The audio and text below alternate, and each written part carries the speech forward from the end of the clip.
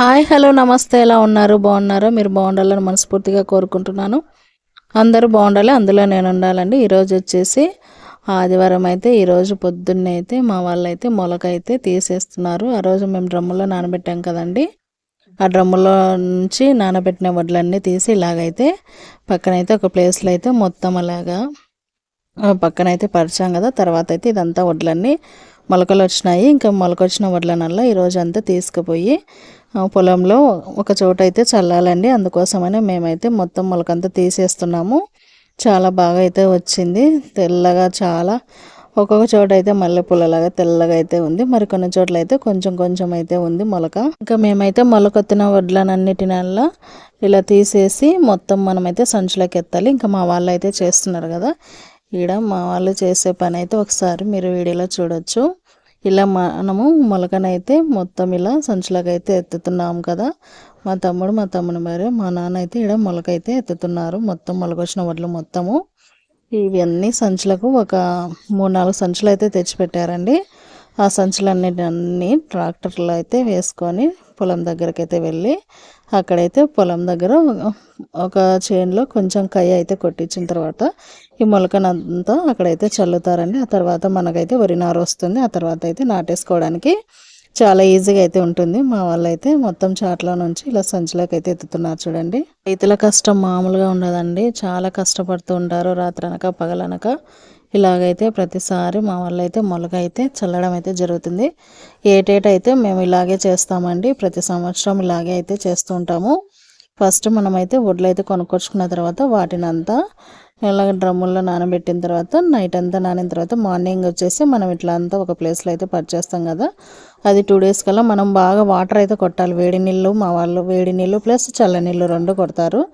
అందుకు మనకైతే మొలక తొందరగా వచ్చేస్తుంది. ఇలా అయిన తర్వాత మొత్తం అంతా ఇలా సంచులకు ఎత్తుకొని పొలంలో అయితే చల్లుతూ ఉంటారు.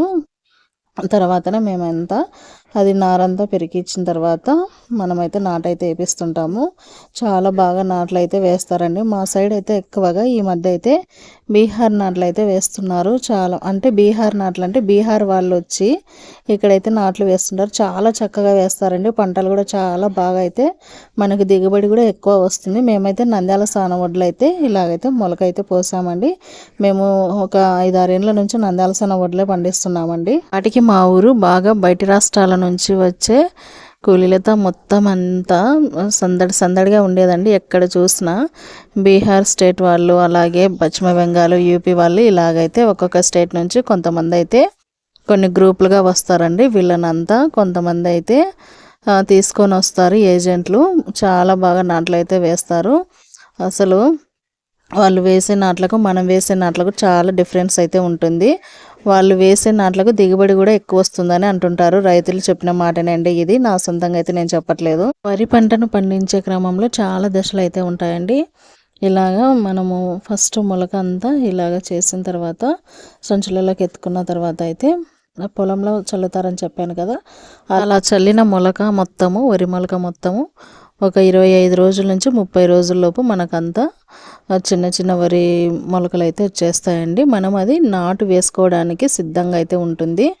అలా నాటు వేసుకునే క్రమంలోనే మనమైతే ముందుగానే మొత్తం పొలం అంతా ట్రాక్టర్తో దున్నించి అయితే పెడతారు. మొత్తము బురద మడులు అలాగా చేసి పెడతారండి. చాలా బాగా ట్రాక్టర్తో ఒక 3-4 సార్లు కొట్టించిన తర్వాత అయితే ఇంకా నారైతే వేస్తారు. పెరికిచ్చి నాటైతే వేయిస్తారు. నాటు వేయించిన తర్వాత ఒక వారం లోపు మళ్ళీ మనం వేసినటువంటి మనం వేయించినటువంటి వరి నారు పెరగడానికని కొన్ని రకాల మందులు అయితే చల్లుతారు. ఎక్కువగా పెరగడానికైతే యూరియా మందు అయితే చల్లుతుంటారు. యూరియా చల్లడం వలన మనకు మొక్కలు అనేవి తొందరగా పెరుగుతాయండి. కొంచెము హైట్ అయితే పెరుగుతుంది. చాలా బాగా అయితే పనిచేస్తుంది యూరియా.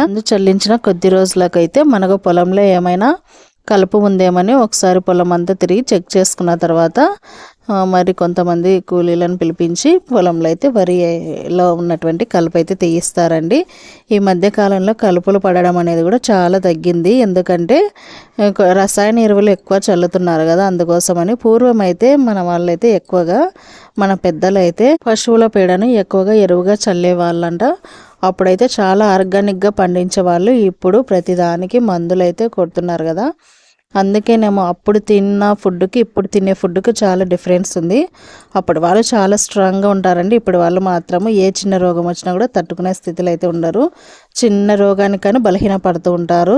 అసలు అప్పుడు ఫుడ్ తలుచుకుంటేనే చాలా గ్రేట్ కదా. అసలు ఎంత బాగా పండించేవాళ్ళు అప్పుడు మన పెద్దలు. వరి పొలానికి ఎక్కువగా నీరు అయితే పడుతుందండి. చాలా ఎక్కువ నీరు అయితే తీసుకుంటుంది వరి చేను. మనం అప్పుడప్పుడు చెక్ చేసుకుంటే నీరు అవసరమైనప్పుడు పెడుతూ ఉండాలి. వద్దనుకున్నప్పుడు అయితే నీరు ఎంతవరకు అవసరమో అంతవరకే పెడుతూ ఉండాలండి వరి పొలానికి. లేకపోతే మొక్కలన్నీ కుళ్ళిపోతాయి. మనము అప్పుడప్పుడు ఏ మందులు చల్లాలి, ఎక్కడైనా తెగుళ్ళు వచ్చినాయని కూడా చెక్ చేసుకుంటూ ఉండాలి. చాలా జాగ్రత్తగా అయితే ఉండాలి.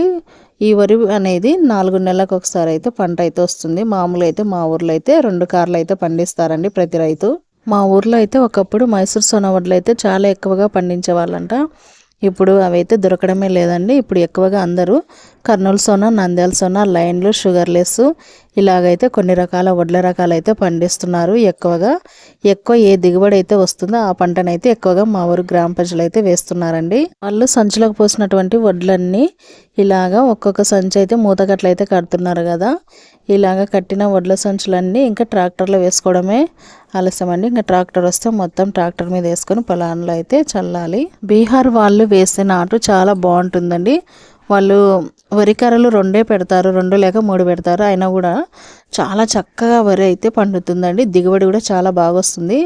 ఎందుకంటారా, మనమైతే ఎక్కువగా నారు అనేది నాటేటప్పుడు ఎక్కువ పెడితే మనకు అది గాలి వెలుతురు తగలకుండా మనకు అక్కడే నిలిచిపోతుంది. కాబట్టి అలా కాకుండా మనం తక్కువ వేయించేటప్పుడే తక్కువ కర్రలు అయితే పెట్టించి వేయిస్తే వాళ్ళకి తెలుసండి ఎలా వేసేది పద్ధతి. చాలా చక్కగా వేస్తారు నాటైతే. అలా వేయడం ద్వారానే మనకు మొక్కకు గాలి వెలుతురు అనేది బాగా తగిలి మనకైతే వరి దిగుబడి అనేది చాలా ఎక్కువగా అయితే వస్తుంది. చాలా మందికి ఈ విషయం తెలుసో తెలీదో మరి. వరి నాటు వేయించిన తర్వాత మరొక పని అయితే ఉంటుందండి. అదేంటంటారా, కాకులకు, కొంగలకు, వాటికి అన్నిటికీ మనమైతే కాయలు అయితే చేయాలి. లేకపోతే మొత్తము తినేస్తాయండి. అవి మొత్తము కొంగలు వచ్చేసి తొక్కి తొక్కి పెడతాయి. అందుకే చాలా పని అయితే ఉంటుంది. నాటు వేసిన తర్వాత చాలామంది అయితే కొంతమంది ఇంకా డే అంతా అక్కడే పొలం దగ్గర ఉంటారండి రోజంతా. ఒక్కొక్కసారి నైట్ పూట కూడా ఉంటారు. ఎందుకంటారా, కొన్ని రకాల పశువులు అయితే పోతుంటాయి కదా, అందుకోసమని కాయలు అయితే చేస్తూ ఉంటారు. కొంతమంది రైతులు అయితే తమ పొలాలకు నీళ్లు పెట్టాలంటే రాత్రిపూట కూడా వెళ్తుంటారండి. పాపం పొలాల గట్ల మీద ఏముంటాయో తెలీదు. అయినప్పటికీ ఒక టార్చ్ లైట్, ఒక కర్ర తీసుకుని అయితే ఏ టైం అంటే ఆ టైం వెళ్ళి వాళ్ళ పొలానికి కావాల్సిన నీళ్ళు అయితే ఉంచేసి ఉప్పులు అయితే వేసొస్తారండి. అసలు చాలా కష్టంతో కూడుకున్న పని అండి రైతు పని అంటేనే. చాలా ఈజీగా తీసేస్తారు. కానీ ఒక్కసారి మీరు రైతుగా ఉండి చూడండి, అప్పుడు రైతు ఎంత కష్టపడుతున్నారు అనేది తెలిసిపోతుంది మీకే. రైతే దేశానికి వెన్నెముక, రైతే రాజు, గ్రామాలే స్వర్గసీమలని మనం చెప్పినంత మాటల్లో చెప్పినంత ఈజీ కాదండి. ఆ కష్టం మనం చేస్తే మనకు ఆ రైతు ఎంత కష్టపడుతున్నారు అనేది తెలుస్తుంది. ఇంకా మా తమ్ముడైతే మొత్తము మొలక సంచులన్నీ ఇలా ట్రాక్టర్ మీద అయితే వేసుకున్నారా. ఇంకా మా పిల్లలు చూసారా ఎంత బాగా అయితే తలుపు దగ్గరకు వచ్చి చూస్తున్నారు. వాళ్ళ నాన్న ఎంటైతే పడతారండి. రైతు నమ్ముకున్న నేల తల్లి పంటని ఇచ్చినా ఇవ్వకపోయినా ఆ పొలం దగ్గరికి అయితే వెళ్ళి మళ్ళీ పంటలు అయితే వేస్తూ ఉంటారు. ఏదో ఒక రోజు ఆ నేల తల్లి మమ్మల్ని కరుణించకపోతుందా, మంచి పంటలు ఇవ్వకపోతుందా, మా బతుకులు మారకపోతాయా అనేది రైతు యొక్క ఆశ అండి. ఎప్పటికైనా ఈ ఆశలు నెరవేరాలని కోరుకుందాము. రైతుల కష్టాన్ని గుర్తిద్దామండి. రైతు పంట పండిస్తేనండి దేశం బాగుంటుంది. ఒకవేళ రైతు ఒక సంవత్సరం పంటలు పండించకపోతే ఎంత కష్టంగా ఉంటుంది అనేది ప్రజలంతా తెలుసుకుంటారండి. ఇంకా చూసారా, మా తమ్ముడైతే పొలానికి అయితే బయలుదేరి వెళ్ళిపోతున్నాడు కదా. ఇలా ట్రాక్టర్ మీద అన్నీ అయితే పెట్టుకున్నాడు. ఇంకా అక్కడికి వెళ్ళిన తర్వాత పొలంలో ఈ మొలకంతా చల్లేస్తారండి. మనకైతే వరి మొలక అనేది మనకు 25 రోజులలో మనకు వరి నాటుకైతే సిద్ధమైపోతుందండి. ఉంటానండి మరి, బాయ్.